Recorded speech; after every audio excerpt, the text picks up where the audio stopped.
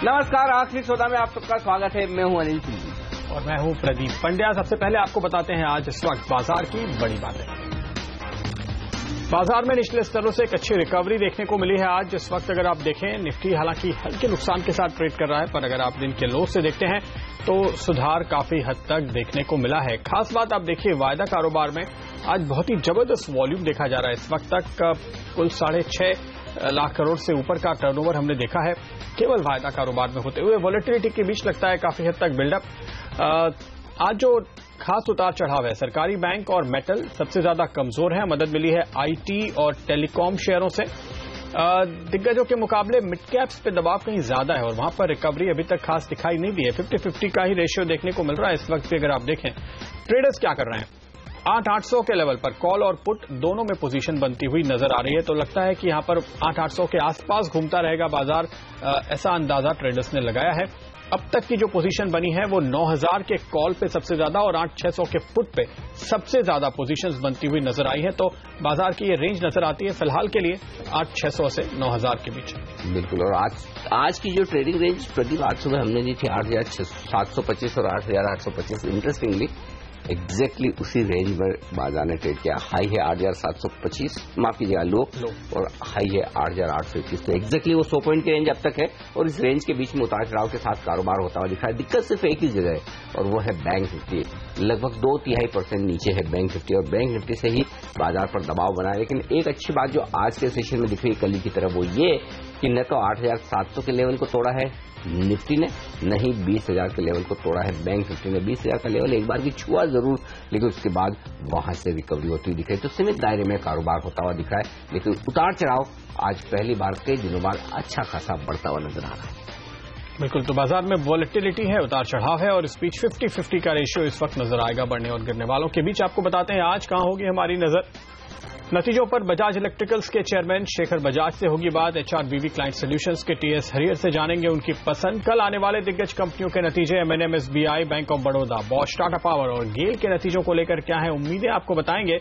रोज की तरह इस वक्त क्या लॉन्ग करें और क्या शॉर्ट, और इसके साथ ही साथ 3 बजे निफ्टी कॉल और 3:15 बजे एसटीबीटी या बीटीएसटी। ओके। और बजिंग स्टॉक्स पर डालिए नजर और निफ्टी पर जो मजबूत शेयर उनमें आज भारतीय इंफ्राटेल अच्छी तेजी दिखाता है। टॉप जनरल टेक महिंद्रा, जिसका भी अब हम जिक्र कर रहे थे, यहां पर भी अच्छी खरीदारी होती हुई दिख रही है। औरोबिंदो फार्मा नतीजों से पहले है मजबूत। टीसीएस में भी तेजी। तो आईटी शेयरों में थोड़ी रिकवरी निचले स्तरों से, लेकिन दबाव मेटल शेयरों से बनता हुआ दिख रहा है। हिंडाल्को, टाटा स्टील कमजोर है। सिप्ला कल बाजार बंद होने के बाद नतीजा है, उसके बाद कोई अपग्रेड आए नहीं, नंबर ठीक ठाक से थे। आज दबाव में है। बैंक ऑफ बड़ौदा भी आज थोड़ा नीचे ट्रेड करता हुआ दिख रहा है। ये इस वक्त इन तमाम स्टॉक्स का रुझान है इस वक्त। कौन कौन से स्टॉक्स है जो बढ़िया प्रदर्शन करते हुए दिख रहे हैं आज के सेशन में? मजबूत शेयरों पर नजर डालिए। वेल्सपन इंडिया, गुजरात अपोलो, वेंकीज जिसने नतीजे पेश किए थे आज शानदार, आईटीडीसी, कॉफीड एंटरप्राइजेज, ये सब अच्छे नतीजों के दम पर तेजी दिखाते हुए। वहीं मनापुरम फाइनेंस कल बाजार बंद होने के बाद शानदार नतीजे इसने पेश किए। जस्ट डायल में अच्छी तेजी बनती हुई दिख रही है। फ्यूचर एंटरप्राइजेज, मैक्स वेंचर और मैक्नली भारत, ये है मजबूत शेयरों की लिस्ट। वहीं कमजोर यूबी होल्डिंग आज फिर से कल की कमजोरी आगे बढ़ाता हुआ। केशोराम, पीएनबी, गिल्स जैसे शेयरों में नुकसान। स्पेशलिटी रेस्टोरेंट भी कमजोर नतीजों के बाद गिरता हुआ। एजुकेशन शेयरों में काफी इंटरेस्टिंग रुझान देखने को मिल रहा है। आज जो सरकार की तरफ से पॉजिटिव खबरें आती हुई दिखी है। यहां पर ग्रामीण इलाकों में एजुकेशन को लेकर, प्रधानमंत्री योजना को लेकर एपटेक ये 17% ऊपर, एडुकॉम 13% ऊपर, करियर पॉइंट, एनआईटी जैसे शेयरों में भी अच्छी खरीदारी। लेकिन बैंकिंग शेयर प्रेशर में और खासतौर से मिड कैप सरकारी बैंक, यूनियन बैंक खराब नतीजों के बाद फिसलता हुआ 7%। City Union, JNK, Punjab and Sind bank में भी थोड़ा नुकसान आज आपको नजर आएगा। और इस वक्त आइए आपको दिखाते हैं हमारा फियर एंड ग्रीड मीटर, जहां हम देख रहे हैं मिड कैप्स में थोड़ी कमजोरी है, उसका असर दिखाई दिया है। हालांकि नेट पोजीशन यहां पर पॉजिटिव है, 57 के आसपास ही ट्रेड करता हुआ ये मीटर नजर आ रहा है। यानी ओवरऑल बाजार में पैसे आ रहे हैं, अभी भी निकल नहीं रहे। ये संकेत साफ तौर पे हमारे फियर एंड ग्रीड मीटर की ओर से आता हुआ। राकेश बंसल हमारे साथ जुड़े हुए हैं और इस वक्त 8774 ये है लेवल निफ्टी का जो हम देख रहे हैं। निफ्टी बैंक दूसरी तरफ करीब 100 पॉइंट नीचे ट्रेड करता हुआ, लेकिन खास तौर पे जिन स्टॉक्स में अच्छी पोजीशंस बनती हुई नजर आ रही है उन पर लेंगे राकेश की कॉल। राकेश, इस समय अगर आप देखिए ओवरऑल जो हमने पोजीशन का बिल्डअप आते हुए देखा है बैंकिंग स्टॉक्स में, यूनियन बैंक और पीएनबी, ये दो स्टॉक्स आप खास तौर पे देख सकते हैं। दोनों में ही काफी हद तक मंदी होती हुई दिखाई दे रही है, क्या कॉल देंगे आप? प्रदीप जी, डेफिनेटली एक मंदी होते हुए देखने को मिल रही है और एक करेक्शन चल रही है। बट दूसरी तरफ यूनियन बैंक में देखें तो 150 एक सपोर्ट है, ऊपर में 160 एक रेजिस्टेंस है और नीचे से एक बड़ी रैली देखने को मिली थी। उसके बाद टेक्निकली मुझे लगता है कूल ऑफ हो रहा है। मेरे को नहीं लगता है टेक्निकली मौजूदा स्तरों पर किसी भी तरीके की कोई नई पोजीशन यूनियन बैंक में लेनी चाहिए। अगर 150 के नीचे निकलता है तब शॉर्टिंग के बारे में सोचना चाहिए और सिमिलर व्यू पीएनबी पर है। नीचे से एक अच्छी आउट परफॉर्मेंस देखने को मिली है। एज ऑफ नाउ 135 और 150 की रेंज में ट्रेड कर रहा है। 135 एक इमीडिएट स्ट्रांग सपोर्ट है, 150 ऊपर में एक रेजिस्टेंस है। इस रेंज से ब्रेकआउट हो तभी कोई नई पोजीशन लें, एल्स अवॉइड करना चाहिए। इनके बाहर निकल के देखें तो मार्केट में दूसरे बड़े अच्छे विकल्प उपलब्ध है, मेरे को लगता है वहां पे नजर 148 पे आ गया, आपने कहा 150 के नीचे देखें तो वो तो आ गया है। ये अभी एक ब्रेकडाउन देखने को मिल रहा है 150 के नीचे। अगर ये इन्हीं स्तरों पर क्लोजिंग लेता है तो काफी नेगेटिव क्लोजिंग होगी, तब नीचे में 144, 143 के लेवल्स देखने को मिल सकते हैं। 150 के लेवल्स टूटे हैं तो डेफिनेटली जिसने भी नीचे पे लॉन्ग करा है उसको एग्जिट करना चाहिए। और एज ऑफ नाउ जो यूनियन बैंक है वो टेक्निकली एक ब्रेकडाउन दिखाया है, उसने नेगेटिव ब्रेकडाउन दिखाया है और इस ब्रेकडाउन के लक्ष्य लगभग 143, 144 के बैठते हैं। टोरेंट फार्मा एक और स्टॉक है राकेश, उस पर राय लेना चाहता हूँ। 0.5% नीचे, लेकिन प्राइस का मूव ज्यादा नहीं, लेकिन ओपन इंटरेस्ट 20% बढ़ा है टोरेंट फार्मा में। ये शेयर किस तरफ जाएगा, ऊपर या नीचे? अनिल जी, टेक्निकल स्ट्रक्चर काफी खराब है। इनफैक्ट मूव ज्यादा बड़ा नहीं आया है, बट नीचे में स्टॉक में क्रैक देखने को मिल रहा है। 1260 का एक मेजर पिवट नीचे में इसने तोड़ा है और टेक्निकली स्टॉक सेल मोड के अंदर है और नीचे में एक गिरावट दिखा सकता है। एक अच्छी अनदर 30-35 रुपीज की गिरावट देखने को मिल सकती है। टेक्निकली स्टॉक सेल मोड पर है, बेच के ही चलना चाहिए। ओके, फिलहाल आपको बेच के ही चलने की राय यहां पर आती हुई। अगला स्टॉक जिस पर हमारी नजर है वो है हिंडाल्को। काफी वॉलेटाइल रहा है पिछले 2 दिनों में, लेकिन आज डिसाइसिवली लगता है कि नीचे का रास्ता इसने पकड़ लिया है। क्या कहेंगे राकेश? प्रदीप जी, डेफिनेटली स्टॉक में करेक्शन देखने को मिल रही है। 180 के ऊपर स्टॉक ने एक ब्रेकआउट दिखाया था, ब्रेकआउट के बाद लगभग 198 के लेवल्स देखने को मिले हैं। मेरे को ऐसा लगता है कि इसमें शॉर्टिंग नहीं करनी चाहिए। ऊपर से स्टॉक एक करेक्शन दिखा रहा है, 180 एक इमीडिएट सपोर्ट है। इन सपोर्ट्स के आसपास अगर स्टॉक में कोई रिवर्सल देखने को मिले ऊपर की तरफ तो बाय करके चलना चाहिए। शॉर्टिंग तभी करनी चाहिए जब 180 के स्तर नीचे में टूटे। परफेक्ट, तो ये है 180 के नीचे शॉर्ट। अभी भी टेक्निकली उतने खराब संकेत नहीं है हिंडाल्को के शेयर पर। शुक्रिया राकेश आपका हमारे लिए वक्त निकालने के लिए और हमें राय देने के लिए तमाम शेयरों पर। वक्त ब्रेक का, और ब्रेक के बाद हमारे साथ 2 नए एक्सपर्ट जुड़ेंगे। फंडामेंटल राय देंगे आशीष कुकरेजा और तकनीकी राय देने के लिए जय ठक्कर तो होंगे, लेकिन नतीजे आए हैं अभी बजाज इलेक्ट्रिकल्स के, और हम बात करेंगे बजाज इलेक्ट्रिकल्स के चेयरमैन शेखर बजाज साहब से नतीजे पर। इस छोटे से ब्रेक के बाद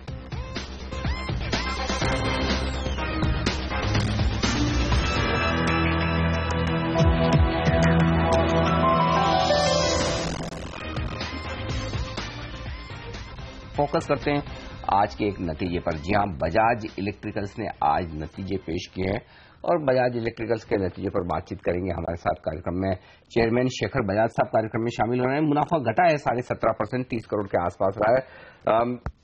बजाज साहब, स्वागत है आपका सीएनबीसी आवाज पर। क्या वजह समझते हैं आप इस तिमाही में मुनाफा घटने के पीछे?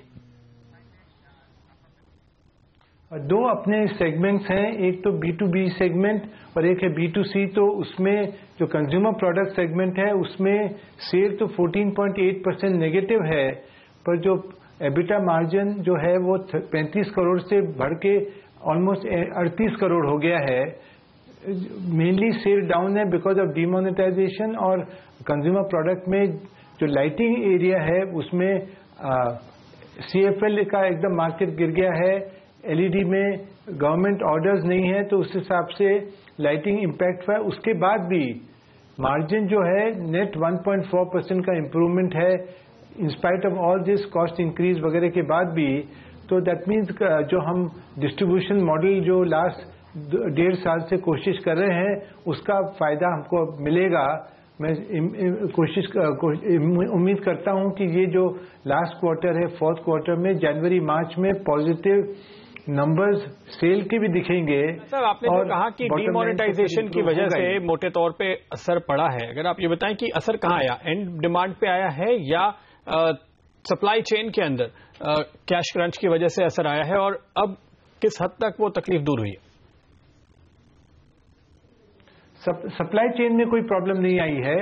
प्रॉब्लम केवल आई है कि कई आइटम जो हैं, लोगों को जब कैश फ्लो हाथ में नहीं है और बेसिक नीड्स की आवश्यकता है तो वो चीज पोस्टपोन हो सकती है। अगर मेरे को आयरन खरीदना है, टोस्टर या मिक्सी खरीदना है, तो मैं उसको 2 महीना बाद भी ले सकता हूं, ऐसा कोई प्रॉब्लम नहीं है। तो इसलिए जो इसेंशियल खाने पीने के, जब आपके पास रिस्ट्रिक्शन है कि आप इतना ही अमाउंट ड्रॉ कर सकते हो, तो जो कैश होगा पहले खाने पीने का देखोगे कि आप ये लग्जरी आइटम्स जो है जो पोस्टपोन हो सकती है उसको पोस्टपोन करेंगे। इसीलिए और जो आइटम्स है कार वगैरह, उसमें तो ज्यादा इम्पैक्ट हुआ है कार पर। ये जनवरी क्या कुछ बेहतर हुआ है? अगर आपको अंदाजा लग चुका हो कि जनवरी का महीना कैसा गया? हाँ, जनवरी का तो बिल्कुल लग गया। वो तो हमको 5 दिन पहले ही मालूम था कि अच्छा हुआ है। जनवरी में as a company our sale is -1% only, and फरवरी मार्च में हम उम्मीद करते हैं कि पॉजिटिव नंबर्स आएंगे। जहां तक कि ईपीसी है, उसमें जो प्रॉफिटेबिलिटी जिसके कारण ओवरऑल कंपनी की प्रॉफिट इम्पैक्ट हुई है, उसको अगर देखें तो उसमें जो अभी नया जो अकाउंटिंग स्टैंडर्ड वो इस क्वार्टर, इस साल से जो इंट्रोड्यूस किया है, उसको इंडेक्स बोलते हैं, इंडिया अकाउंटिंग स्टैंडर्ड, उससे हमको कई प्रोविजंस करने पड़ते हैं from the balance sheet point of view. कोई हमारे ऑपरेशन में प्रॉब्लम नहीं आई है, तो वो जो है वो तो प्रॉफिट तो हमारे पास ही है, वो खाली प्रोविजन है, वो रिवर्स हो जाएगा जब हम अपना प्रोजेक्ट कंप्लीट करेंगे। और ऑर्डर बुक भी है वो बहुत अच्छी 3800 करोड़ की हो गई है। 2800 करोड़ का तो हमारे पास ऑर्डर्स हैं पीडी के, पावर डिस्ट्रीब्यूशन के, करीब 800 करोड़ का है टीएलटी का, और 200 करोड़ का है हमारा इल्यूमिनेशन का। उस हिसाब से ऑर्डर बुक जो करीब 2500 करोड़ थी, अब 3800 करोड़ हो गई है। तो ऑर्डर की प्रॉब्लम नहीं है, मार्जिन भी ठीक है, मेन एक्सिक्यूशन भी ठीक चल रहा है। केवल ये प्रोविजन एक्स्ट्रा करना पड़ा है, उसको वो ऑटोमेटिकली जब प्रोजेक्ट कंप्लीट होगा तो वो रिवर्स हो जाएगा। बहुत बहुत शुक्रिया मिस्टर बजाज आपका हमारे लिए वक्त निकालने के। और आप स्टॉक देखिए, नतीजे दरअसल आपको कमजोर लग रहे हैं पर उम्मीद से बेहतर हैं, और इसी वजह से उछाल आते हुए आप देख रहे हैं इस वक्त स्टॉक में लगातार दिन के हाईज पे फिलहाल इस वक्त ये शेयर ट्रेड करता हुआ बजाज इलेक्ट्रिकल्स का आपके सामने। हमारे साथ आखिरी सौदा में अब जुड़ रहे हैं क्राफ्ट वेल्थ मैनेजमेंट के एमडी आशीष कुकरेजा और शेर खान के सीनियर टेक्निकल एनालिस्ट जय ठक्कर। आशीष, बजाज इलेक्ट्रिकल्स पे क्या व्यू है आपका? देखिए, I think the way you are reading it, वैसे ही it looks like correct reading. I think जो डैमेजेस था वो काफी ज्यादा एक्सपेक्टेड था, बट आई थिंक कहीं ना कहीं समझ में आ रहा है कि ये वाला फेज ठीक से फेज आउट हुआ है कंपनी के लिए, और आगे जाके डिमांड रोबस्ट रहेगी बिकॉज काफी अच्छा सेल्स मॉडल है। और गोइंग अहेड जिस तरीके से काफी सारे फ्रंट्स पे डिमांड एक्सपेक्टेड है, गवर्नमेंट के जो बहुत सारे इनिशिएटिव्स हैं, plus smart city and all that, I think going ahead stock will be one of the stable and performing stock. I think अगर इस रिजल्ट की वजह से थोड़ा बहुत अगर कोई नीचे आता भी है स्टॉक, तो एक एंट्री का ही मौका ढूंढूंगा मैं इसमें। नीचे में एंट्री करें, ये राह है आपके लिए इस वक्त बजाज इलेक्ट्रिकल्स पर। नतीजों के बाद स्टॉक भी आप देखिए मजबूत होता हुआ दिखा, 7% का बड़ा उछाल आज के सेशन में आपको नजर आएगा। कुछ और स्टॉक्स जो नतीजों के बाद बेहद मजबूत होते दिख रहे हैं, उनमें से एक है वेंकीज, 18% की बड़ी उछाल आती हुई दिख रही है इस स्टॉक में दमदार नतीजों के बाद। यहां अच्छी तेजी बनती हुई आज के सेशन में दिख रही है। इसी के चार्ट पर एक राय ली जाए। जय, क्या कहेंगे? 708 रुपए पर ट्रेड कर रहा है ये स्टॉक, कुछ मौका है या देर हो चुकी, काफी बढ़ चुका है?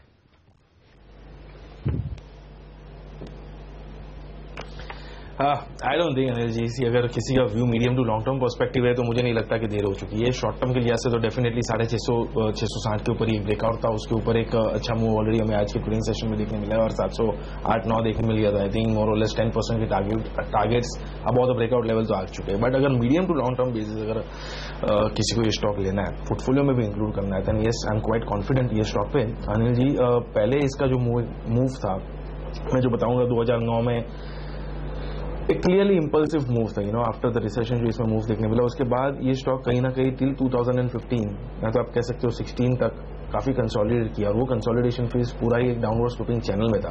उसमें से ब्रेकआउट आने के बाद ये स्टॉक में हाई टॉप हाई बॉटम बन रहा है। जी, ये स्टॉक एक आई थिंक एक ऑन मीडियम टर्म बेसिस मुझे 937-940 लग रहा है। लॉन्ग टर्म होराइजन पर अगर देखें आप तो 1000 के पार 1100 के पार भी निकल सकता है।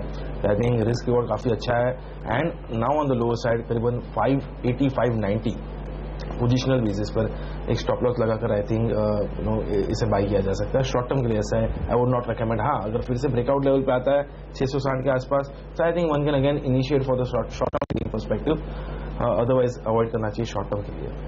ओके, वेंकीस पे काफी बुलिश है इस वक्त जय, लेकिन आज की एक काफी स्ट्रांग थीम आशीष देखिए वो है आईटी एजुकेशन स्टॉक्स की। आप एपटेक पे नजर डालिए, आप एडुकॉम जैसी कंपनी देख सकते हैं आप।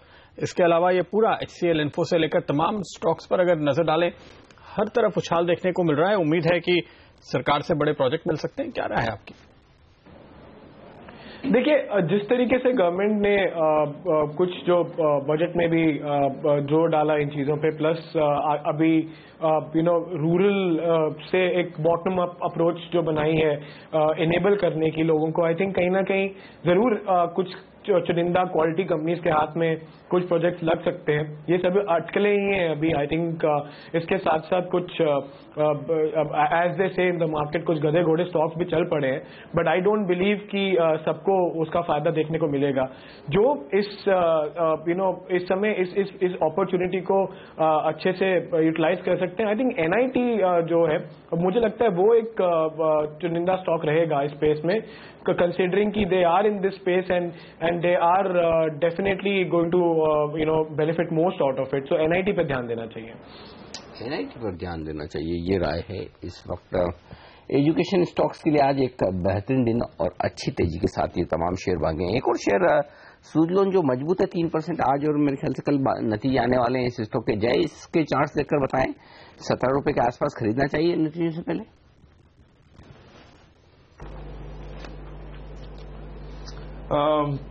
अनिल जी, मैं ट्रेडिंग तो अवॉइड करने को कहूँगा ये स्टॉक में, बिकॉज ओवरऑल कुछ ऐसा मूव लग नहीं रहा है चार्ट्स पर जिससे मैं कह सकूं कि एक ब्रेकआउट आ चुका है और ट्रेडिंग पॉइंट ऑफ व्यू एक अच्छा मूव देखने मिल सकता है। ये स्टॉक में ट्रेडिंग पॉइंट ऑफ व्यू तब सोचना चाहिए जब 20-21 के लेवल पार जाता है ये स्टॉक, बिकॉज क्लियरली एक जो इतने टाइम से कंसोलिडेट हो रहा है उसकी एक ट्रेंड लाइन रेजिस्टेंस करीब 20-21 के आसपास आ रही है, उसके बाहर निकलता है तो ये short term trading point of view as well as medium term positional basis point of view भी एक काफी अच्छा बाय हो जाएगा। जब तक नहीं होता अनिल जी तब तक ये with in the range of around 60 on the lower side और मे बी 15 से लेकर 20 ये रेंज में ट्रेड करता रहेगा, और उस रेंज को ट्रेड करना आई थिंक शॉर्ट टर्म में उससे बेहतर स्टॉक्स है। सो जब तक ये 20-21 के पार नहीं निकलता है तब तक अवॉइड करना चाहिए। ओके, और इस बीच जिंदाल सो के बेहतरीन नतीजे आते दिख रहे हैं। मार्जिन में हालांकि ½ % की बढ़त है, लेकिन घाटे से मुनाफे में आती हुई दिख रही है। 16 करोड़ का जो घाटा था उसके सामने 81 करोड़ का मुनाफा होता दिख रहा है। स्टॉक देखिए क्या तेज दौड़ लगाता हुआ नजर आ रहा है, 12% का बड़ा उछाल।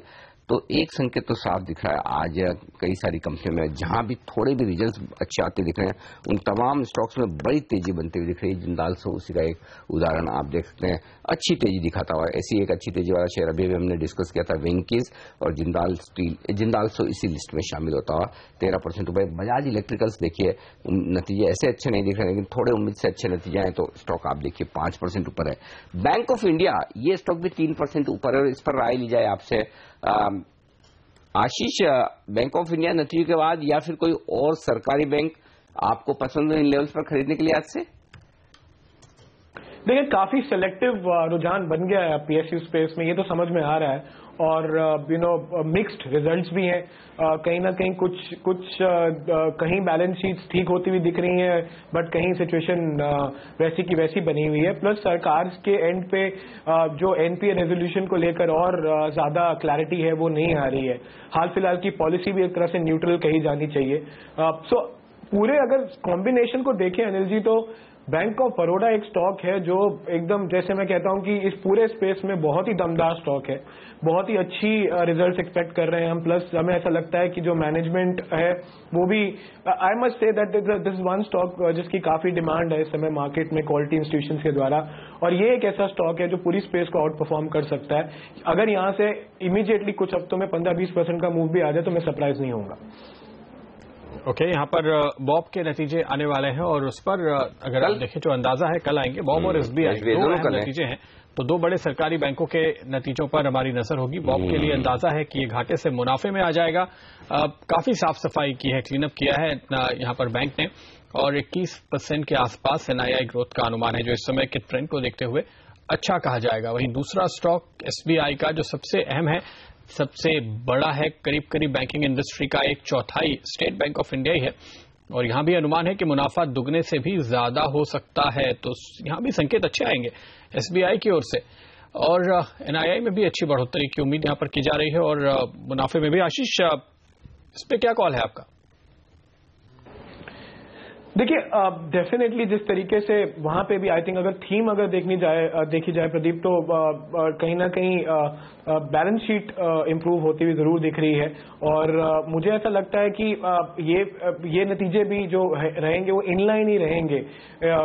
कोई बहुत इंप्रूवमेंट तो मुझे एक्सपेक्टेड नहीं है एसबीआई के नतीजों से इस बारी, but definitely another bank in the PSU space which is looking to benefit most out of the way things have built up. So अभी नहीं, इन लेवल्स पे तो मैं जरूर अभी एसबीआई में कुछ कॉल देना नहीं चाहूंगा, नतीजे देखना चाहूंगा, और अगर किसी वजह से कुछ गिरावट आती है तो मैं एंट्री लेना चाहूंगा। Only one stock which we are recommending is bank of Baroda. Okay, bank of Baroda एक ही स्टॉक है जो आपको फिलहाल पसंद है, लेकिन आप देखिए इन आंकड़ों में खास तौर पे हमने जैसे अभी आपको दिखाया स्क्रीन पे 17% डिपॉजिट ग्रोथ एसबीआई में देखे जाने की उम्मीद है। डिपॉजिट ग्रोथ बहुत ही तगड़ी है, लेकिन देखना होगा कि 13 मार्च के बाद इसमें से कितने डिपॉजिट बाकी बचते हैं। और अनिल, यहाँ पर मोटे तौर पे अनुमान है बैंकर्स का कि 50% डिपॉजिट बचेंगे। ओके, तो वो भी बुरा नहीं है ये देखते हुए कि अगर 50% भी बच जाए तो काफी अच्छे रह जाएंगे, काफी बड़े डिपॉजिट आए हैं, और इस लिहाज से लिक्विडिटी काफी रहेगी। ऐसे में डिपॉजिट रेट घटते हुए क्या और नजर आएंगे, क्या बैंकों के मार्जिन बेहतर होंगे अगले क्वार्टर के लिए, ये सारे जो गाइडेंस मिलेगा सबसे बड़े बैंक से वो भी काफी इंटरेस्टिंग होगा। फिलहाल लेंगे एक छोटा सा ब्रेक, आगे कुछ और स्टॉक्स पर होगी नजर, खासतौर पर कल आने वाले नतीजों।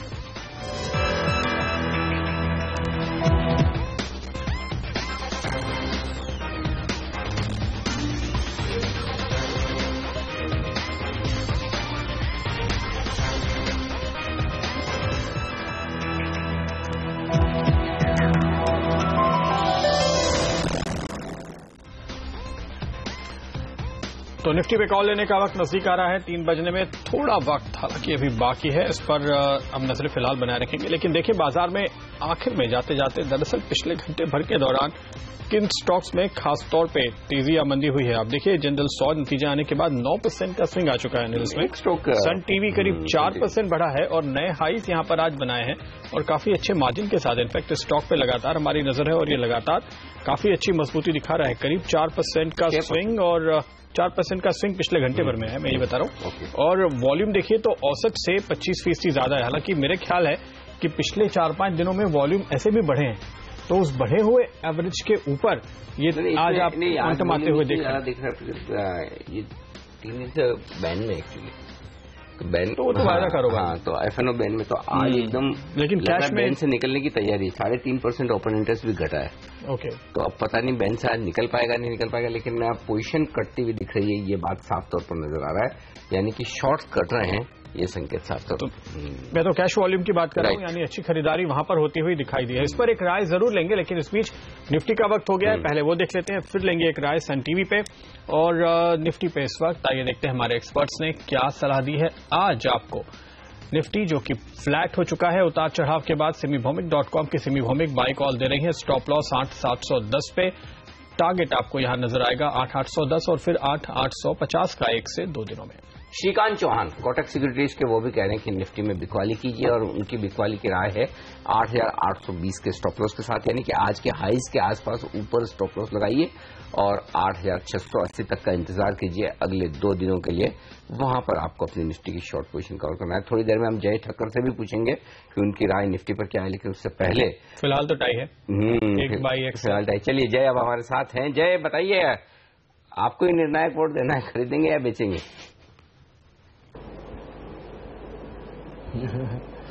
वेल अनिल जी, थोड़ा करेक्शन या तो आप कह सकते हो कि प्रॉफिट बुकिंग तो डेफिनेटली आज के ट्रेडिंग सेशन में देखने मिला है, कल भी देखने मिला था, कल अच्छा बाउंस आया, कहीं ना कहीं इन दैट प्रोसेस वही रेंज में ट्रेड कर रहा है। बट प्रीवियस लोज को अभी तक ब्रेक नहीं किया, तो कहीं भी मुझे ऐसा कोई एविडेंस नहीं मिल रहा है just based on the price chart Nifty के कि मैं कह सकूं कि यहाँ से सेल करें। So I think going with the momentum, going with the trend, going with high tops and high bottom, अभी भी बाय करने की सलाह रहेगी। 8850 का टारगेट रहेगा, 8720 ये स्टॉप लॉस रहेगा। चलिए, तो टाई ब्रेकर लॉन्ग साइड में होता हुआ नजर आ रहा है निफ्टी में, और निफ्टी भी 2 पॉइंट ऊपर फिलहाल, लेकिन बैंक निफ्टी अब 125 पॉइंट नीचे। तो बैंकिंग स्टॉक्स पे यहाँ पे दबाव लगातार बना हुआ है, थोड़ा सा बढ़ता हुआ ही दिखाई दे रहा है। ये एक चिंता की बात हो सकती है। 3 बैंक है प्रदीप, यूनियन, पीएनबी और ओबीसी, ये 3 मिलकर परेशान कर रहे हैं। थोड़ा बैंक ऑफ बड़ौदा का वेटेज ज्यादा है। वैसे तो बाकी private sector bank, public sector banks की लिस्ट लंबी है, सिंडिकेट, कैनरा, ये सारे के सारे कमजोर है, लेकिन सबसे ज्यादा दबाव यूनियन बैंक से। बिल्कुल, सबसे ज्यादा वजन वहीं से। लेकिन इवन प्राइवेट बैंक में देखिए, इंडसइंड बैंक करीब 1.5% कमजोर होता हुआ, इलाहाबाद बैंक भी, यानी ये लिस्ट अगर आप नीचे जाएंगे तो बैंकिंग सेक्टर इन जनरल इस वक्त वीकनेस दिखा रहा है। जय, आपका ट्रेडिंग व्यू क्या बनता है इन तमाम स्टॉक्स की जो हमने बात की? कहीं कोई क्लियर शॉर्ट देख रहे हैं आप, या फिर कोई ऐसा स्टॉक जो आपको लगता है कि अब पकड़ना चाहिए, लॉन्ग करना चाहिए? आई थिंक लॉन्ग करने में तो प्रदीप कल रिजल्ट से तो मुझे ऐसा लग रहा है कि थोड़ा रिस्क ज्यादा है बैंक ऑफ बड़ौदा में, but then bank of Baroda में एक अच्छी एक चैनलाइज फॉल देखने मिला है आरवी चार्ट्स पर। मुझे लगता है ये स्टॉक में एक चांसेस है कि ऊपर की तरफ एक वेव 5 बनाए और जो गोइंग इन दैट प्रोसेस वो कहीं ना कहीं 194 195 के लेवल्स छू सकता है। लोअर साइड पर इसका एक बहुत ही अच्छा सपोर्ट है अराउंड द लेवल्स ऑफ 176 177। जब तक वो लेवल्स नहीं तोड़ता प्रदीप, ये ऑल्टरनेट तो ओपन है कि इसमें और एक हाई बन सकता है ये रिसेंट राइज का। तो ये मेरा फेवरेट रहेगा at least for the short term trading point of view. जो वीक हो चुका है क्लियरली वो यूनियन बैंक है आज के फॉल के साथ प्रदीप। तो यूनियन बैंक में मेरी ये सलाह रहेगी कि थोड़ा भी बाउंस अगर देखने मिलता है तो वहां पे शॉर्ट पोजीशंस क्रिएट कर सकते हैं, बट लॉन्ग साइड पर तो क्लियरली मुझे बैंक ऑफ बड़ौदा ही नजर आ रहा है as far as the PSU bank are concern. Okay, तो ये फिलहाल सलाह आपके लिए आती हुई, लेकिन कल जो नतीजे आने वाले हैं उनमें हमने एसबीआई और बैंक ऑफ बड़ौदा की तो बात की, लेकिन इसके अलावा M&M Mahindra and Mahindra auto sector की अहम कंपनी, इसके भी नतीजे आने वाले हैं और इस पर नजर होगी। रिजल्ट के पहले इस वक्त क्या तस्वीर है और क्या है हमारा अनुमान, आपको बताएंगे। फिलहाल तो 13-14 रुपए ऊपर तेजी के साथ 1.25% की मजबूती के साथ ट्रेड करता हुआ अनुमान है हमारा। 3% आमदनी में बढ़ोतरी केवल देखने को मिलेगी महिंद्रा एंड महिंद्रा के लिए, और मुनाफे को लेकर यहां पर आमदनी को लेकर के अनुमान है 3-3.25% बढ़ोतरी का। मुनाफे का अनुमान भी अगर हम देख पाए फिलहाल आपके सामने, एबिडा पर हल्का दबाव देखने को मिलेगा, ये संकेत M&M की ओर से आते हुए। आशीष, क्या है आपकी उम्मीद महिंद्रा एंड महिंद्रा से और क्या करेंगे? देखिए, मुझे ऐसा लगता है कि ये वाला क्वार्टर थोड़ा खराब हो सकता है। अगर आप जो नतीजे बता रहे हैं, अगर वो नतीजे भी आते हैं तो मेरे ख्याल से स्टॉक काफी पॉजिटिवली रिएक्ट कर सकता है, क्योंकि एक्सपेक्टेशन बहुत ज्यादा नहीं है इस क्वार्टर में। सो आई थिंक यहाँ पे अभी तो मैं इस सेक्टर में ही थोड़ा टाइम के लिए अवॉइड का रुझान दूंगा। अगर ये नतीजे अगर रीजनेबली ठीक आए और इनलाइन भी आए तो एक अपॉर्चुनिटी बनेगी। ओके, इनलाइन भी नतीजा आए तो एक मौका बन सकता है। BEML, ये देखिए आशीष, क्या ये खरीद के जाएंगे आप? कल इसके भी नतीजे आने वाले हैं। स्टॉक देखिए BEML का बड़ा मजबूत हो रहा है आज, नतीजे से पहले 3.5% मजबूत है। वायदा कारोबार में भी दमदार पोजीशंस बनी है तेजी की तरफ। क्या अच्छे नतीजे की उम्मीद है या फिर सिर्फ ट्रेडिंग के लिए आज से पोजीशंस बन रही है? देखिए, जिस तरीके से स्टॉक ने परफॉर्मेंस दिखाई है, क्लियरली आने वाले कुछ क्वार्टर्स में नतीजे, एनालिस्ट जो इस पूरे सेक्टर में एक्टिव हैं, उनका ये सोचना जरूर है कि नतीजे बहुत इंप्रूव होंगे। और एक जो टैग सा हो गया है कि प्रोबेबली बिकॉज ऑफ जो एक हम पीएसयू कंपनीज को एक तरीके से ट्रीट करने लगे हैं, बट आई थिंक जो सेगमेंट में हम अब नतीजे इस क्वार्टर में देखना शुरू हुए, ये सेगमेंट में इंप्रूवमेंट देखने को मिल रही है। आगे आने वाले समय में डिमांड रोबस्ट रहेगी। डिफेंस क्लियरली एक आउटलायर जैसा सेक्टर इमर्ज होकर आएगा आने वाले कुछ क्वार्टर्स में। Purely on basis of performance in next few quarters, I think stock has been doing well. और मुझे लगता है अगर कल नतीजे ठीक आए तो ये स्टॉक इस समय बाइंग रडार पे है, Anil ji, no doubt about it. Welspun India के स्टॉक पे अगर आप नजर डालें, जिस तरह से वॉल्यूम के साथ यहाँ तेजी देखी जा रही है आज, जय क्या कॉल देते हैं? ओके, जय के साथ फिलहाल हमारा संपर्क टूटता हुआ नजर आ रहा है। स्पीच अगर हम देखें पूरे के पूरे फ्यूचर्स ग्रुप में, आशीष, जिस तरह की तेजी देखने को मिली है, क्या ये डीमार्ट का आईपीओ आने तक जारी रहेगी? क्या कुछ देख रहे हैं आप इसमें? देखिए, डेफिनेटली वो तो एक बहुत बड़ा फैक्टर है, क्योंकि अब ये पूरा सेक्टर एक तरीके से एक नए जिसमें जान वापस डाल दियो, ऐसा बोलते हैं ना, वैसा एक रुझान दिखा रहा है। और ये इवेंट है अब सामने, तो एक ब्रॉडर मार्केट किस तरीके से इस सेक्टर पे रिएक्ट करती है देखना बहुत जरूरी होगा। बहुत बड़ा एक वैलिडेशन होगा इस सेक्टर के लिए। एंड जिस तरीके से हम नतीजों में भी एक इम्प्रूवमेंट देख रहे हैं, और जो कमेंट्री सामने आ रही है मैनेजमेंट की, वो भी पॉजिटिव दिख रही है। मेरे ख्याल से जिस तरीके से ये सेक्टर थोड़ा अंडरप्लेड हो गया था, जो ब्रांड्स के वैल्यूज थे वो अंडरप्लेड हो गए थे, और थोड़ा रुझान, अब टू अर्ली टू से प्रदीप, लेकिन एक बात जरूर कहना चाहूंगा कि धीरे धीरे अब जो हम पूरा एक ऑनलाइन का जो एक हवा बन गया था सेक्टर के आसपास, वो सेटल होता हुआ दिख रहा है। कुछ स्मार्ट टाइप्स और कॉस्ट रैशनलाइजेशन ने भी बहुत इम्पैक्ट किया है। तो फ्यूचर ग्रुप तो जरूर इस समय रडार पे है, जरूर आईपीओ डीमार्ट के आईपीओ के आसपास आपको समझ में आएगा। बट आई थिंक कोई गिरावट मैं ज्यादा यहाँ नहीं देख रहा हूँ। अगर किसी वजह से नीचे आता है, वो इस ग्रुप में बाइंग की अपॉर्चुनिटी होगी। ओके, इसके साथ ही एक और नतीजा जिस पर हमारी नजर होगी वो है बॉश का। और यहां पर जो हमारा अनुमान सामने आ रहा है, एक एनालिस्ट एस्टिमेट के मुताबिक 40% तक मुनाफा बढ़ सकता है, यानी करीब 220 करोड़ के सामने 307-308 करोड़ तक मुनाफा जाने की उम्मीद है। हालांकि फिलहाल तो फ्लैट सा ट्रेड इससे बनता हुआ नजर आ रहा है। आशीष, क्या कॉल देंगे? देखिए, नतीजे तो आई एम श्योर कि डेफिनेट, जैसे आपने बताया कि इनलाइन रहने की उम्मीद है। वैल्यूएशन जरूर इस समय थोड़े स्ट्रेच्ड हैं, और पूरा सेक्टर ही, पूरा सेगमेंट ही इस समय एक one of the top most priority जैसा सेगमेंट नहीं है, क्योंकि आने वाले कुछ क्वार्टर थोड़े वॉल्यूम वाइज थोड़े ठंडे रह सकते हैं। तो उस हिसाब से मुझे लगता है एक नॉन इवेंट जैसा रह सकता है ये वाला क्वार्टर। क्वालिटी कंपनी है, वी ऑल्सो बिलीव कि आने वाले समय में कुछ और प्रोडक्ट इंट्रोड्यूस हो सकते हैं।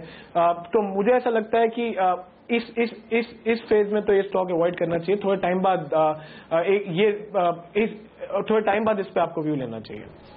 सन टीवी, ये बड़ा इंटरेस्टिंग स्टॉक दिख रहा है प्रदीप, अभी हमने जिक्र किया था। वापस एक बार आप देखिए, ये स्टॉक का एफएनओ में 773 का हाई मार्कर अभी 730 हो गया है, यानी कि 25 रुपए का मूवमेंट मुश्किल से 5 मिनटों में आया। देखिए, भागा 15 मिनट में ये इतना तेजी से भागा है। और सबसे मजे की बात यह कि इसमें देखिए ओपन इंटरेस्ट 7% से ज्यादा घट गया है, यानी कि आज ये वायदा कारोबार के बैन से निकलने की पूरी तैयारी में नजर आ रहा है। और कल आने वाले हैं सन टीवी के नतीजे भी। हरिहर साहब से पूछते हैं, हमारे साथ जुड़ चुके हैं टीएस हरिहर साहब, वो भी जुड़ेंगे तो थोड़ी देर में उनसे हम राय लेंगे फंडामेंटली इस स्टॉक पर। लेकिन हमने टेक्निकली पूछा था या आशीष से पूछा था सन टीवी पर? इस पे इनफैक्ट बात नहीं हुई मेरे। अच्छा, सन टीवी पर बात नहीं, हम खाली जिक्र कर रहे थे। हम उसके बाद निफ्टी पे चले गए थे। आशीष, क्या करेंगे? 730-32 में खरीदना चाहते हैं आप सन टीवी? देखिए अनिल जी, कॉम्बिनेशन तो एकदम जैसे कहते हैं एकदम परफेक्टली सेटअप होता हुआ दिख रहा है।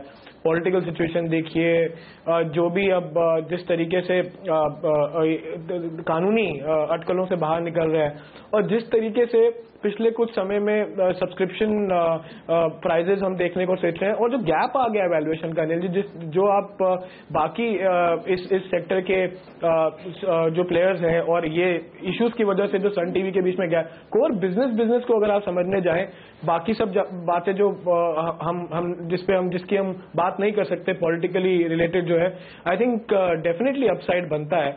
मुझे लगता है कि कल नतीजे ठीक आए और ज्यादा अगर फैक्टर्स स्टॉक के फेवरेबल में गए जो हो रहा है इस समय साउथ मार्केट में, तो मुझे ऐसा लगता है कि और अपसाइड बनेगा।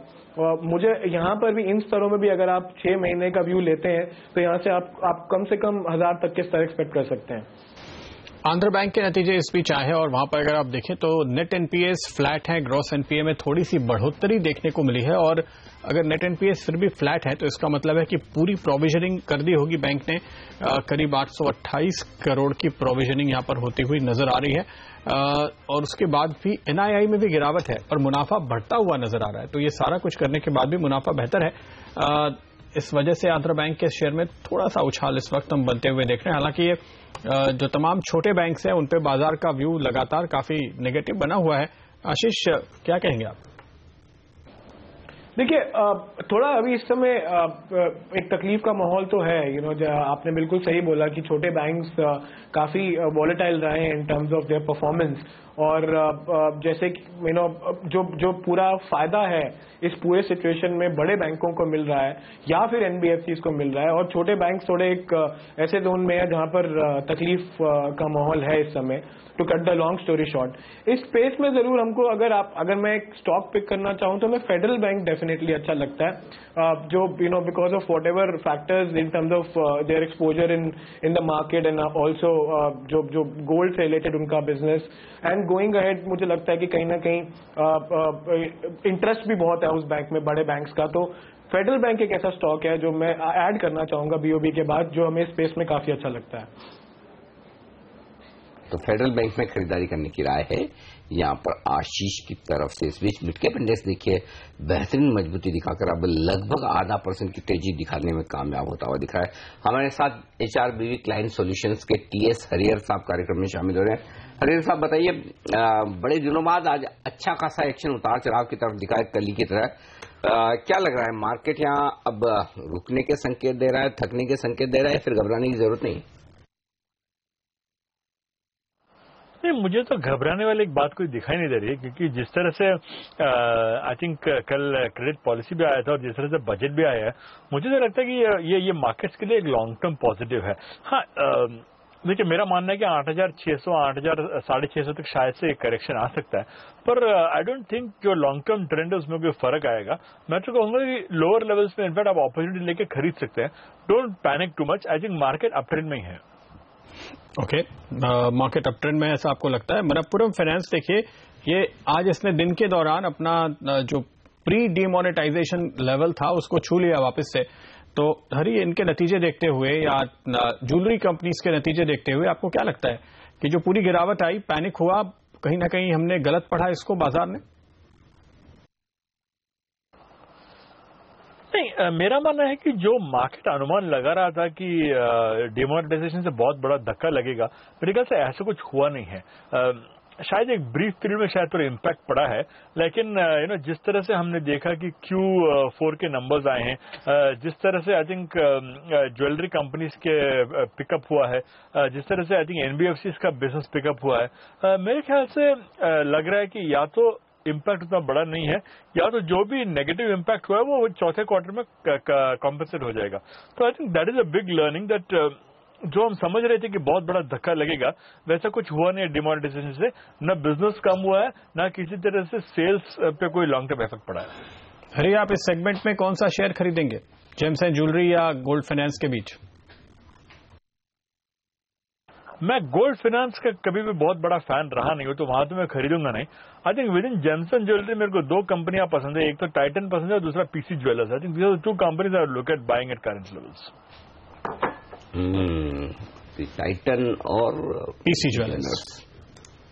मांगने में भी यही दो स्टॉक है फिर में जहां पर तेजी बनती है जनरली। तो चलिए इन स्टॉक्स पर रखिएगा नजर। इस वक्त 3:15 बजने वाले हैं और वक्त है बीटीएसटी या फिर एसटीबीटी कॉल्स का, यानी कि आज लगाएं कल कमाएं। आखिरी 15 मिनटों के ट्रेड कल सुबह शुरुआती 15-20 मिनटों में फायदा देने के लिए आज से समित चौहान एंजल ब्रोकिंग के इन्फोसिस खरीद कर जाना चाहते हैं। वो कह रहे हैं कि 932 का स्टॉप लगाएंगे और 974 के टारगेट के लिए इन्फोसिस में तेजी करने की राय समित की। टीवीएस मोटर्स दूसरा स्टॉक है, वो भी खरीदना चाहते हैं समित। कह रहे हैं 395 पर स्टॉप लॉस लगाकर 416 के लक्ष्य के लिए इसमें भी तेजी करनी चाहिए। Mudit Goyal SMC group of companies के बाय कॉल दे रहे हैं माइंट्री पे, स्टॉप लॉस 452, टारगेट 470 पे। आइडिया सेल्यूलर पे भी इनका बाय कॉल है 160 पे, स्टॉप लॉस लगाकर 115 के टारगेट के लिए। तो ये बीटीएसटी कॉल्स जो आज आपके लिए आती हुई और बाजार की तरफ लौटे। और देखिए आखिरी घंटे के दौरान किन स्टॉक्स में हम और खास मूवमेंट आते हुए देख रहे हैं। फ्यूचर्स ग्रुप तो लगातार बरकरार है। जीएमआर इंफ्रा स्टॉक में इंटरेस्टिंगली आज काफी हलचल हुई है। जय के साथ हमारा संपर्क शायद अभी नहीं हो पाया है। आशीष, जीएमआर इंफ्रा पे आपका कोई व्यू है? काफी अच्छे वॉल्यूम के साथ ये चल रहा है और खासतौर पे पिछले 15 मिनट में। देखिए डेफिनेटली इस समय मेरा कोई इस सेगमेंट पे स्टॉक पे कोई व्यू नहीं है, बिकॉज जो तकलीफ है वो भी बनी हुई है और हम देख रहे थे कि जो भी नई आगे अपॉर्चुनिटीज आई है ग्रुप ने उसमें कोई रुझान नहीं दिखाया है कंट्रीब्यूट पार्टिसिपेट करने का। तो कहीं ना कहीं मैं यही एक कंक्लूड करूंगा कि शायद अभी थोड़ा तकलीफ का माहौल है। ऑन फ्लिप साइड अगर इस ग्रुप में इस सेगमेंट में हम लोग अभी बाइंग की सलाह तो नहीं दे रहे हैं, बट मैं काफी टाइम से ये बात बोलता आ रहा हूं और आई स्टिल मेंटेन दिस कि जेपी ग्रुप पे जरूर ध्यान बना हुआ है, कंसीडरिंग कि जो रैशनलाइजेशन जो आपको पता है कि आप अपनी एसेट्स को रैशनलाइज करके हिसाब किताब क्लियर करके आगे बढ़ना चाहते हैं, वो किसी भी एनालिस्ट के लिए बहुत कंफर्ट देने वाली बात है। और कैसे वो आगे जाके इन चीजों को बढ़ाना चाहते हैं वो देखना बहुत जरूरी होगा। ये जो सीमेंट बिजनेस को उन्होंने फटाफट आगे करके बढ़ाया, क्लियरली समझ में आ रहा है कि कंपनी के क्लाइंट्स हैं आगे।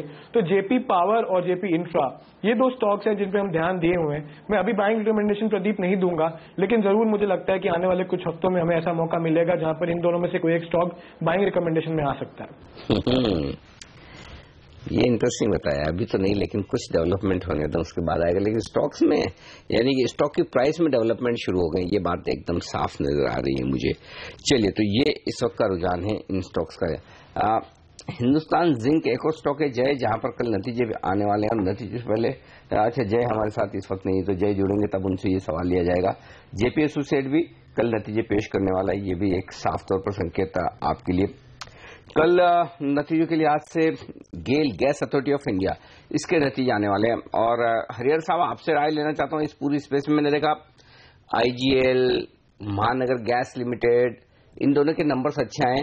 गेल से अच्छे नंबर्स की उम्मीद करें कल? नहीं, मेरे ख्याल से GAIL should actually be in line with last previous quarters. तो मुझे कोई खास इंप्रूवमेंट तो गेल पे नहीं दिखाई दे रहा है। जहां तक गैस स्पेस का सवाल जैसे आपने जिक्र किया, मुझे लगता है कि जो दो कंपनी का आपने जिक्र किया, एक एमजीएल और दूसरा आईजीएल, आई थिंक इनका जिस तरह से मोनोपोली है, जिस तरह से सीएनजी और पाइप्ड गैस की तरफ ट्रेंड हो रहा है, मुझे लगता है कि ये काफी बेटर बेट्स रहेंगे कंपेयर टू गेल। यदि आपको खरीदना है तो I think IGL and MGL should be better bets in this space. Okay, IGL और एमजीएल पर दांव लगाने की राय फिलहाल आपकी तरफ से आती हुई। स्पीच आइए देखते हैं आखिरी मिनटों में और किन स्टॉक्स में हम खास तौर पे हलचल देख रहे हैं और साथ ही वॉल्यूम भी आते हुए देख रहे हैं। हमारे साथ अब जय वापस से जुड़ चुके हैं। जय, आरईसी पे अब भी आप देखिए आखिरी मिनटों में अच्छी खरीदारी बन रही है और वॉल्यूम कल से करीब 10% ज्यादा हो चुके हैं, क्योंकि सेक्टर भी अच्छे मोमेंटम में है। क्या आप खरीद की राय देंगे? बिल्कुल प्रदीप, इनफैक्ट ये सेक्टर में ये स्टॉक एक मेरी प्रिफर्ड चॉइस है। आरईसी में एक बहुत ही अच्छा मूव है, क्लियरली इम्पल्सिव मूव हो रहा है, high tops and high bottom ये स्टॉक में बन रहा है। और जो हिसाब से ये स्टॉक ने प्रदीप उसके प्रीवियस मंथली हाइस को भी निकाला था, आई थिंक एक क्लियरली एक अपट्रेंड मोमेंटम ही नजर आ रहा है। I think on the upside जो मैं शॉर्ट टर्म के टारगेट मुझे नजर आ रहा है, that comes to around 154, 155। On the lower side अब 139 का एक बहुत ही अच्छा सपोर्ट है, बट मीडियम टर्म बेसिस पे प्रदीप मुझे ये अराउंड 180 तक नजर आ रहा है। I think both from point of view of short term as well as medium term मैं रेकमेंड करूंगा बाय करने के लिए। ओके, तो ये राय है आपके लिए। इस बीच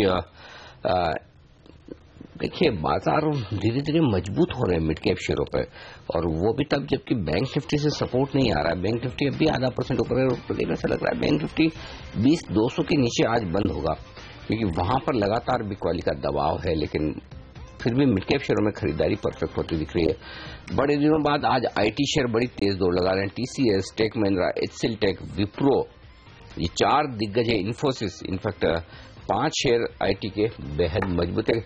हरियर साहब, कोई वजह समझते हैं आप कि आईटी शेयर इतने ऊपर क्यों जा रहे हैं, या फिर सिर्फ एक ट्रेडिंग बाउंस बैक समझा जाए? फंडामेंटली तो फ्रैंकली मेरे को भी कोई रीजन दिखाई नहीं दे रहा है और जस्टिफिकेशन भी दिखाई नहीं दे रहा है।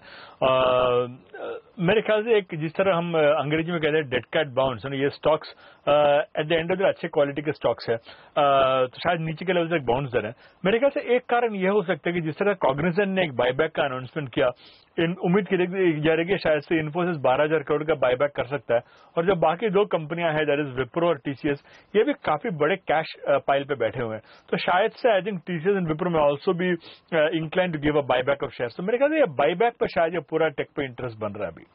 और ये कॉग्निजेंट ने जो इशारा कर दिया, दूसरों को फॉलो करना ही पड़ेगा ऐसा लगता है, क्योंकि निवेशक तो वही हैं, भले ही ये कंपनी यहाँ पे लिस्टेड ना हो।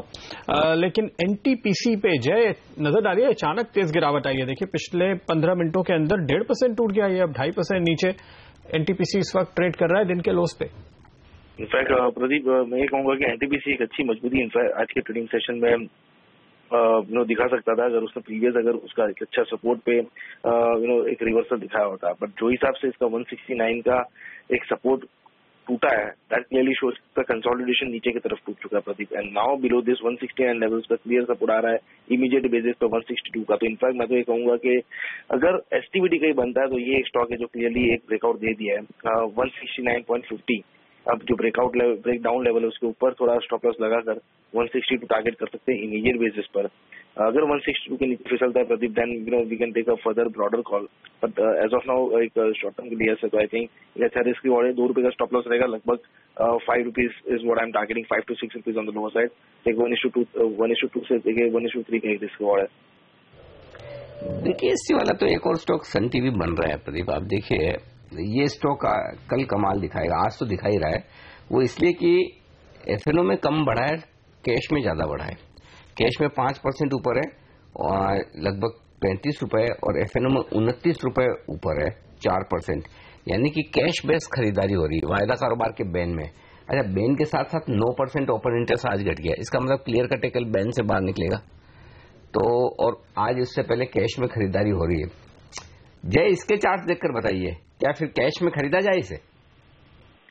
सन टीवी कैश में तो खरीद सकते हैं अनिल जी, कैश में खरीदने में आई डोंट थिंक कोई प्रॉब्लम रहेगी। इनफैक्ट मीडियम टर्म बेसिस पे इसे लॉन्ग किया ही जा सकता है, बिकॉज एक क्लियरली ब्रेकआउट देखने मिला है ये स्टॉक में। But short term point of view में ये रेकमेंड नहीं करूंगा। तो एक मीडियम टर्म होराइजन होना चाहिए। ऑन दी ऑफ साइड जो टारगेट्स बनकर आ रहे हैं इमीडिएट बेसिस पर मीडियम टर्म में आ रहे हैं 840, और 840 अगर निकलता है Anil ji, then it has a room for around से 980, 990 एज वेल। तो 840 बहुत ही अहम है। ऑन द लोअर साइड अब इमीडिएट सपोर्ट जो बनकर आ रहा है ये स्टॉक में, that comes to around 640। I think वो स्टॉप लॉस और टारगेट में इतना रिस्क रिवॉर्ड नहीं है, हेंस मैं रेकमेंड करूंगा कि यहाँ पे थोड़े बाय कर सकते हैं। और अगर थोड़ी देखने मिली करीबन 700 और 690 के आसपास अगेन, सो वहाँ पे और थोड़े ऐड कर सकते हैं कैश में टू टारगेट 840।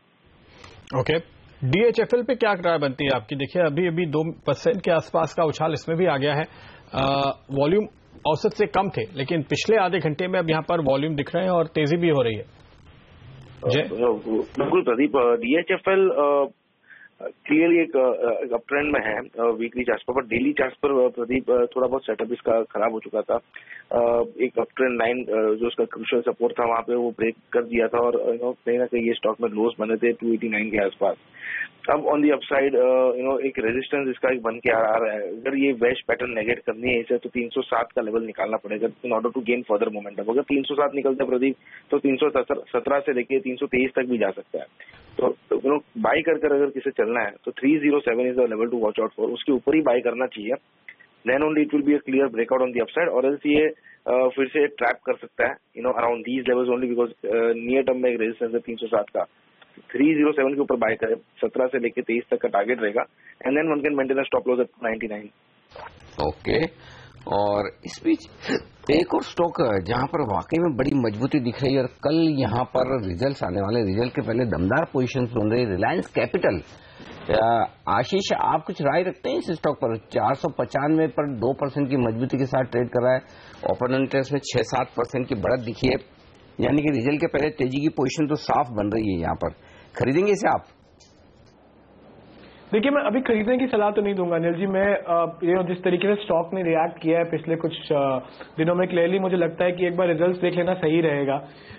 जरूर कुछ बिजनेसेस हैं जो जहां पे इम्प्रूवमेंट देखने को मिल रही है, और आने वाले टाइम में आपको जरूर देखने को मिलेगा कि कुछ नॉन कोर बिजनेसेस से कंपनी निकलेगी। ऑलरेडी मार्केट में काफी अटकलें हैं इसको लेकर, तो रडार पर तो डेफिनेटली है अनिल जी ये स्टॉक, लेकिन क्योंकि कल एक इवेंट है तो I would say let the event pass and then take a call on the stock. Okay, BF utilities एक और स्टॉक, और मेरा ख्याल है सुबह रजत ने रिकमेंड किया था अनिल ये स्टॉक आज सुबह के शो में, और आप देखिए यहाँ पर अब 4.5% तो चढ़ा है, लेकिन आखिरी मिनटों में तगड़ी बाइंग यहाँ पर और उभरती हुई नजर आई है। बीएफ यूटिलिटीज, बिल्कुल, आज उसकी रजत की टॉप ट्रेडिंग पिक पर था। बिल्कुल, और देखिए आप चला है, हाँ, तो 4.5% ऊपर फाइनली, और वॉल्यूम आप देखिए करीब करीब 3 गुना है औसत के मुकाबले। जय, अब आपको क्या लगता है? मैं तो बुलिश हूँ प्रदीप इस पे। क्लियरली मोमेंटम रिवर्सल देखने मिल रहा है, मतलब positive divergence falling veg pattern में से ब्रेकआउट देखने मिला है, हाई बॉटम कंफर्म हो चुके हैं, और काफी ओवरसोल्ड ट्रेड से भी रिवर्स हुआ है, and it has taken a good support at this short term moving averages as well. अगर आप देखें तो 20 डीएमए और 40 डेमा पे ही सपोर्ट लेकर एग्जैक्टली ये स्टॉक रिवर्स हुआ है। तो most of the technical evidences charts पर तो यही सजेस्ट इंडिकेट कर रहे हैं कि ये शॉर्ट टर्म में अप ट्रेंड में आ चुका है ये स्टॉक। इमीडिएट बेसिस पर कोई टारगेट बनता है तो है 455। For that target one should buy. 415 का स्टॉप लॉस होगा, 455 का टारगेट बनेगा। अगर वो मैनेज करता है निकालने में 455, देन तो और तेजी देखने मिल सकती है प्रदीप। देन ये स्टॉक 500 के पार भी जा सकता है। That is for the short term trading point of view I think risk reward अभी भी अच्छा है। रिस्क रिवॉर्ड रेशियो काफी बेहतर नजर आ रहा है। बीएफ यूटिलिटी तो एक्चुअली ये स्टॉक है ही ऐसा, जब दौड़ लगाता है तब बड़ी तेज दौड़ लगाता है, इसमें कोई डाउट नहीं। आज एक अच्छा ट्रेडिंग सेशन इस वक्त आप देख सकते हैं इस स्टॉक के लिए। तो कई सारे ट्रेडिंग स्टॉक्स हैं जो बढ़िया मजबूती के साथ आज कारोबार करते हुए आपको नजर आएंगे। एक अच्छी तेजी यहां पर बनती हुई दिख रही है। इस बीच निफ्टी में अगर आप देखें, दिग्गजों में भारतीय इंफ्राटेल है एक स्टॉक जो टॉप देना है 2.5% के मुनाफे के साथ। जी एंटरटेनमेंट एक और स्टॉक के बड़े जो बाद ये फिर से एक्शन में आता हुआ दिखाया, लगभग 2% की मजबूती दिखाने में कामयाब हुआ है। अदरवाइज कई दिनों से ये स्टॉक ठंडा था, लेकिन मेटल्स कमजोर है क्योंकि बाजार काफी वोलेटाइल है। हरिहर साहब, क्या आप मेटल स्टॉक्स में कहीं कोई मंदी की या फिर प्रॉफिट बुकिंग की राय देंगे, या एक आध दिन की कमजोरी से घबराने की जरूरत नहीं? नहीं, मुझे लगता है खास करके मेटल स्टॉक्स एक मीडियम टर्म अप ट्रेंड में है, और मुझे नहीं लगता है कोई जो इंटीग्रेटेड करेक्शन से कोई चिंता की कोई बात है। देखिए, जिस तरह से ग्लोबल मेटल प्राइसेस शेप हो रहे हैं, जिस तरह से मेटल डिमांड बढ़ने की उम्मीद है, बिकॉज चाइना एक बड़ा इन्वेस्टमेंट कर रहा है, यूएस एक बड़ा इन्वेस्टमेंट कर सकता है, तो मुझे लगता है कि जो मेटल स्टॉक्स है डेफिनेटली इनका ट्रेंड इज अपवर्ड्स। और जिस तरह गवर्नमेंट ने भी सपोर्ट किया through MIP, through import quotas, I think companies like Tata steel, companies like SAIL, इनका फ्यूचर तो मुझे बहुत साउंड लग रहा है, एंड आई थिंक शायद आपको लोअर लेवल्स मिले तो डेफिनेटली आपको खरीदना चाहिए स्टॉक्स को। बाजार बंद होने में अब सिर्फ 2 मिनट बाकी हैं। आइए देखते हैं आज की क्लोजिंग फाइनली कैसी हो रही है। 87-85 के करीब निफ्टी, 16 पॉइंट ऊपर निफ्टी बैंक निचले स्तरों से रिकवर होकर लेकिन करीब 80 पॉइंट नीचे बंद होने की तैयारी में। मार्केट ब्रेथ आपको नजर आएगी 50-50, यानी ना तेजी की तरफ झुकाव है ना ही मंदी की तरफ झुकाव देखने को मिल रहा है। अगर आप काफी अच्छे वॉल्यूम के साथ चलने वाले कुछ स्टॉक्स पे नजर डालें आज, तो पुराने होल्डिंग्स करीब 11-12% ऊपर, वेंकीज करीब 20% के ऊपरी सर्किट पे आपको नजर आएगा। इसके अलावा जिंदल 100 11% का उछाल नतीजों के बाद देखने को मिला है। और एजुकेशन स्टॉक्स में एडुकॉम, एपटेक खास तौर पे, हालांकि इस पूरे सेक्टर में काफी तेज रफ्तार देखने को मिली। तो प्रदीप, एक चीज साफ दिख रही है कल के और आज के बाजार में, वो ये कि मौका मिलना चाहिए इंट्राडे में 50-75 पॉइंट की वीकनेस का, और ट्रेडर्स खरीदने के लिए तैयार बैठे थे कि कल 8,715 का लो बनाया था, आज 8,725 का लो बनाया। तो आज के सेशन में मैं आपसे जानना चाहता हूं ये चीज, इसका क्या मतलब निकाला जाए? कल का लो और आज का लो, आज का लो हाई था, हायर लो, कल का लो नहीं तोड़ा हमने, कल के लो से ऊपर, और आज हायर हाई भी बनाया है, क्योंकि आज जो हाई बनाया है 7,900 से जो हमने जो निफ्टी की शुरुआत की उसमें 8,814 का हाई था, आज 21 का हाई हुआ। तो हायर हाई हायर लो, ये तकनीकी भाषा में मतलब ट्रेंड ऊपर गया है ना, कह सकते हैं। लेकिन ओवरऑल पिछले 3-4 दिनों के ट्रेंड से मुझे लगता है नतीजा इतनी जल्दी नहीं निकलेगा, क्योंकि आप ठप्पा नहीं लगा रहे, इसका मतलब अभी भी थोड़ी वॉलेटिलिटी रहेगी। नहीं, वो ऊपर जो टॉप बन रहे हैं ना 8800 से लेकर 8820 के बीच में बन रहे हैं, और वो 3 बन गए, वो इम्पोर्टेंट है। अगर आप देखें तो ये दिसंबर क्वार्टर जो हमारे लिए बहुत ही खतरनाक क्वार्टर था उसका टॉप है, तो उसके ऊपर हम नहीं निकल रहे हैं। अगर हम एक बार इसके ऊपर निकल जाएं वो कौन सा लेवल है इसके पार निकलना चाहिए? 8820 के अच्छा ये लेवल देखता है, तो 8800 से लेकर 8820 के बीच बहुत सारे पॉइंट्स आ रहे हैं, जिनमें से एक ये भी है। कई तरीके से आप देख सकते हैं, तो वो रेजिस्टेंस जोन है, इसलिए हर रोज वहां हाई बन रहे हैं। तो अगर उसी पॉइंट पे अटक रहा है तो फिर चिंता की इसका मतलब क्लियर है कि अगर किसी एक दिन हमने, और वो एक दिन कल ही क्यों ना हो, क्योंकि शुक्रवार है, हफ्ते का आखिरी ट्रेडिंग सेशन होगा, और समझिए अगर कल 8,825 के ऊपर क्लोज हो गई तो फिर ये 9,000 बहुत जल्दी आ रहा है, राइट? संभावना बढ़ जाएगी, करीब पहुंच जाएंगे, ऐसी उम्मीद तो है। नया हाई बनना थोड़ा सा मुश्किल लगता है मुझे, इसलिए क्योंकि इस समय सब किसी से भी आप बात करिए वो कहते हैं यार अभी 11 मार्च बहुत इंपॉर्टेंट है। तो जो इनके पास बड़ा पैसा है ना वो 11 मार्च देख रहे हैं, इसलिए मुझे लगता नहीं कि नया हाई आप बनवाएंगे। मैं कोशिश कर रहा हूँ काफी प्रदीप से कहलवाने के लिए। प्रदीप चार्ट्स देखकर बिल्कुल अपनी ओपिनियन रख रहे हैं कि थोड़ा अटक के रुक के चलेंगे, इतना तेज दौड़ लगाने के मूड में बाजार नहीं है। और आप एडजस्टेड क्लोजिंग भी वैसी आती हुई दिख रही है, 16 अंक ऊपर दिख रही है निफ्टी पर, सेंसेक्स पर 40 अंकों की मजबूती के साथ। एक्चुअली दिक्कत आज बैंक निफ्टी से हुई है। अगर बैंक निफ्टी इतना कमजोर नहीं होता, आधा % नीचे 95 पॉइंट, तो फिर हम 8,800 के ऊपर की क्लोजिंग भी फिर से देख लेते, ये संकेत साफ था। चलिए हरिहर साहब, आशीष जी और जय ठक्कर साहब, आप सबका बहुत बहुत शुक्रिया CNBC आवाज के साथ जुड़कर आज हमारे दर्शकों को आखिरी सौदा में अपनी राय देने के लिए। और वक्त रिजल्ट का जो मैच हुआ था सुबह 7:30 से 8 स्टॉक 2020 का, देखते हैं कौन सा कैप्टन ने आज मारी है बाजी। नीरज और फोटो फिनिश है आज का मामला, बिल्कुल 20 बेसिस पॉइंट से नीरज आगे निकले हैं। 3.07% नीरज की टीम में आज रिटर्न कमा कर दी है। बिल्कुल, तो आज जहां निफ्टी बैंक ½ % नीचे है और निफ्टी केवल 0.1% ऊपर है, इवन मिड कैप इंडेक्स भी केवल ½ % ऊपर है, उस दिन आप देखिए नीरज की टीम में तमाम शानदार परफॉर्मर्स। यूनियन बैंक शॉर्ट करके कमाया, मनप्पुरम, मोनेट और रत्ना मनी मेटल्स में तेजी करके कमाई की है, और हेमंत की टीम में भी तकरीबन ऐसे ही रिटर्न आते हुए वीजा स्टील, मेगा सॉफ्ट, मुंजाल ऑटो, सेप्को। और ये मुंजाल ऑटो की स्ट्रैटेजी मुझे बहुत अच्छी लगी, हीरो चला तो मुंजाल भी चलेगा।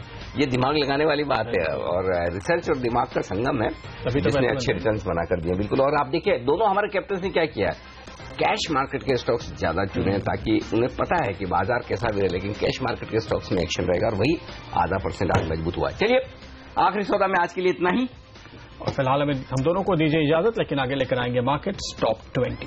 नमस्कार।